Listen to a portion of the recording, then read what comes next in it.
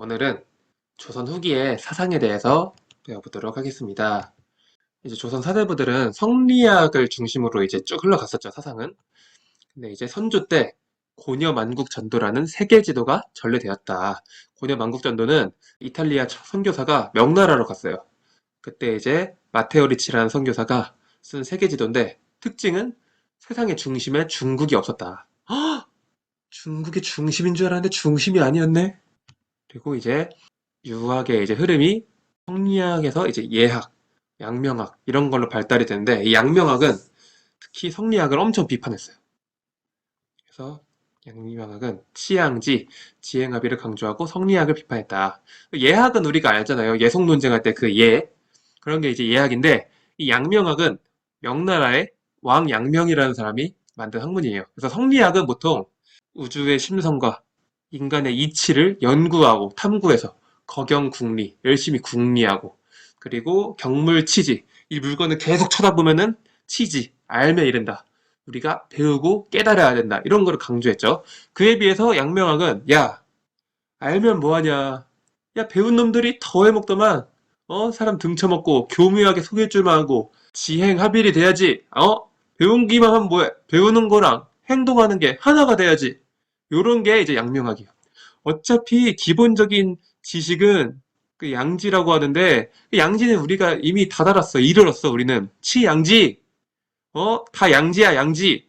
근데 지행합의를 해야 돼, 임마. 하면서 성리학을 비판했다. 양명학을 연구한 우리나라의 학자 한 명만 알면 돼요. 그게 바로 강화학파를 이끈 정제두가 있었다. 정제두.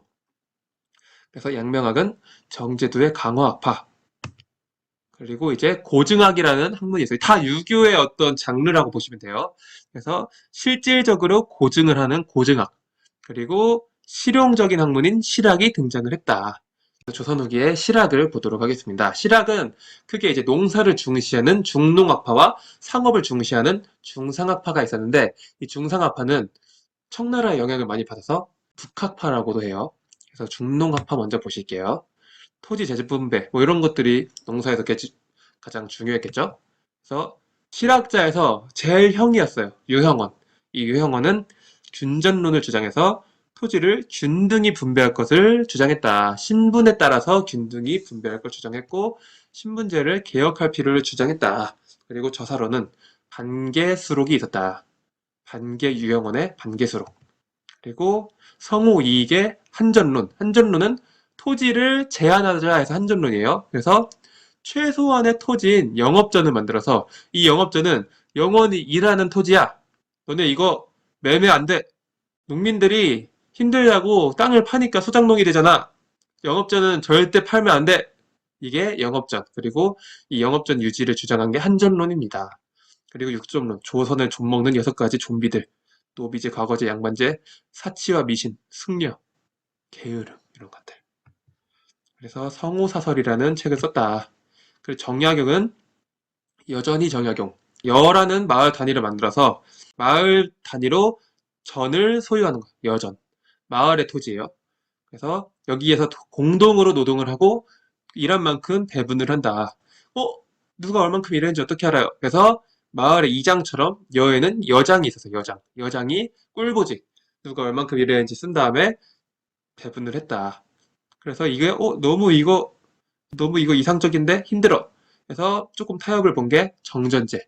정전제는 중국 주나라의 정전제를 모방한 거죠. 그래서 우물 정자로 토지를 구획한 다음에 사이드에 있는 8집은 각자 농사를 짓고 가운데 있는 토지는 이 8집이 같이 농사를 지은 다음에 여기를 이제 세금으로 바친다. 이게 정전지였어요.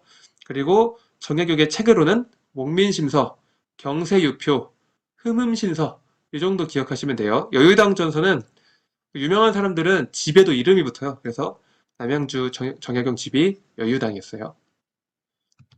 이 정도 기억하면 돼요. 하나 더 알고 싶으면 흠흠신서 정도 아는 게 좋아요. 흠흠신서. 일단 추리책이에요. 추리책. 그 다음에는 중상학파입니다.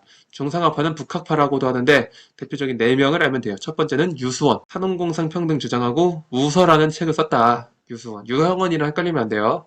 형은 중농학파예요. 친형 아니에요. 그리고 두 번째 홍대용. 조선의 기술자, 그래서 기술혁신, 그리고 중요한 건 혼천의를 제작했다. 처음 제작은 아니에요. 제작했다. 그리고 지구가 돈다. 지전설. 그래서 의산문답이라는 책을 써가지고 허자와 실자가 이제 막 물어보고 대답해보고 이런 식으로 하면서 지구가 돈다. 이런 지전설. 이런 내용을 여기에 담은 거예요. 그리고 박지원은 수레, 선박, 화폐 이런 걸 강조하고 열하액이라는 책을 썼다. 열하액이는 중국의 연행사를 따라갔어요. 박명원이라는 형을 따라가서 그걸 보고 쓴 게 열하액이었고요. 그리고 이제 박규수는 수레, 선박 강조 똑같죠. 박지원의 제자였어요. 그리고 청과 교역을 주장을 하면서 소비론, 그 재물을 우물의 샘에 비유했죠. 그래서 재물은 샘과 같아서 고인물은 썩기 마련이다. 그렇기 때문에 계속 소비를 하고 사고팔고를 해가지고 계속 돈이 유통이 되고 돌아다니게 해야 된다. 마치 우리 몸에 피가 계속 돌고 돌아야지 우리가 잘 살 수 있잖아요. 그런 것처럼 화폐가 전국을 돌아다녀야 된다. 뭐 이런 걸 주장한 게 박제가의 소비론이에요. 그리고 이 사람도 북학파였기 때문에 북학의라는 책을 썼다. 하지만 국가정책에 반영은 되지 않았어요. 그게. 그래서 여러분들이 이 정도 기억을 하시면 좋을 것 같아요. 사람마다 책 한 권, 주장 하나 이런 식으로 하고 조금씩 늘려가면 돼요. 정약용 같은 사람은 두 개씩은 알아야 되고 박제가, 박지원 이런 사람들도 좀 중요해요. 그래서 유형원이 이제 제일 형이니까 형이 다 쓰면 너희 동생들 쓸 거 없으니까 형이 반 개만 수록할게. 유형원의 반개 수록. 그랬더니 동생 유수원이 너무 좋아서 어떻게 했어요? 웃었죠? 웃어. 이렇게 이제 기억을 하시면 돼요. 오케이. 다음은 이제 서학과 동학에 대해서 한번 보도록 하겠습니다. 서학은 광해군대 처음 들어와서 실학자들이 공부를 했는데 학문으로 처음에 공부를 하다가 갑자기 이제 아멘을 하더니 할렐루야를 외치면서 이제 종교화가 된 거야. 그래서 평등 사상을 주장하고 제사를 거부하고 이래서 나중에 탄압을 받죠. 제사 거부로 처형됐다. 서학. 그래서 이제 박해 사건들을 볼 거예요. 여러분들이 아셔야 되는 건 여러 박해가 있지만 신해 박해랑 신유 박해, 황사형 백서 사건이 굉장히 중요합니다. 세 개만 아시면 돼요. 신해 박해는 정조 때 윤지충이라는 사람이 아까 제사 거부한다 했죠. 그래서 제사를 거부한다고 그 어머니의 신주를 불태워버린 거예요. 그래가지고 박해를 받았다. 근데 이때는 정조는 그래도 천주교를 약간 눈 감아주는 그런 게 있었어요. 정약용도 천주교였고 막 이러니까 천주교를 조금 눈 감아줬는데 그래서 대대적인 처벌은 아니고 윤지충 정도 직접적인 사람이니까 어쩔 수 없이 처벌을 했다. 그리고 1801년 순조 때 이제 이게 중요해요. 신유박해. 그러니까 정조가 죽자마자 대대적인 박해가 시작되는 거예요. 정조가 1800년에 죽었다 했죠.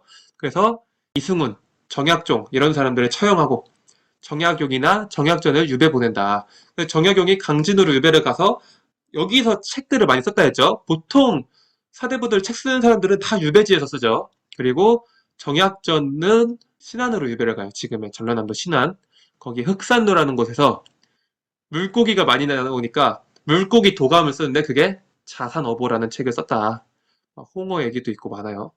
그리고 황사형 백서 사건이 뭐냐면은 이 신유박해로 막 박해하니까 이 사람이 청나라에 몰래 백서 편지를 보내. 그래서 프랑스 선교사들이여 이 조선을 불바다로 만들고 우리의 주님의 복음을 전파해 주소서. 군대를 끌고 와서 조선을 박살내 주시옵소서 하고 요청을 하는 편지를 보내는 게 황사형 백서 사건인데 이게 발각돼서 황사형이 처벌을 받았다. 같은 해죠.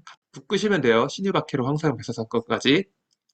그래서 이게 굉장히 잘 나온다. 어느 왕 때인지만 알면 돼요. 신유박해가 순조 때다. 공무비해방도 순조 때.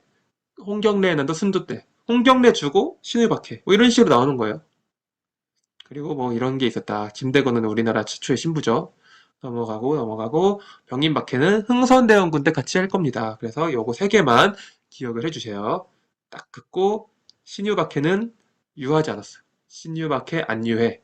다 박살. 왜? 정조가 죽은 뒤니까. 정리하자면은 처음엔 서학으로 들어왔다. 제사겁으로 처형됐다. 대대적인 박해, 신유박해. 신해박해는 윤지충, 신유박해는 안유해, 다 죽여버려, 다 유배 보내. 그리고 황사양 백서 사건. 이렇게 여러분들이 기억을 하시면 됩니다. 그리고 동학을 볼게요. 동학은 최재우가 만들었죠. 동학이라는 뜻 자체가 서학을 싫다, 서학을 배격한다 이런 뜻이에요. 서학 싫어, 너네는 우리는 양, 뭐 이런 식으로 막 얘기하죠. 그래서 이대 교주 최시영이 이제 성경책인 동경대전과 그리고 용담유사는 가사집이에요. 그래서 찬송가, 용담유사를 썼다. 아무튼 여기에 사상의 개성 중요한 거, 인내천, 사람이 곧 하늘이야. 사람이 곧 하늘인데 시천주, 하늘을 섬겨라. 그러니까 사람을 섬겨라. 모든 사람은 평등하다. 그리고 보국안민, 국가를 보호하고 백성들을 편안하게. 후천개벽, 나중에 하늘이 열려서 새로운 세상이 올 것이다. 그래서 아무튼 서학이랑 마찬가지로 평등 사상을 강조하고 그랬기 때문에 서학을 싫어한다고 했지만 마음속으로는 그 누구보다 서학을 좋아한 게 아닐까라는 생각이 들게 합니다. 그래서 이제 동학은 1대 교주, 교조라고 하죠.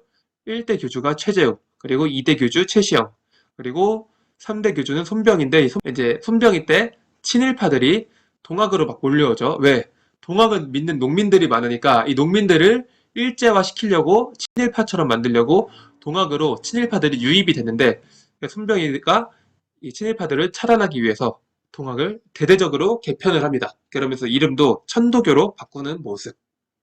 그리고 최재우가 처형이 되죠. 최재우가 1860년대에 처형이 돼. 왜? 혹세무민, 세상을 현혹시키고 백성들을 현혹시키는 죄로 처형을 당한다.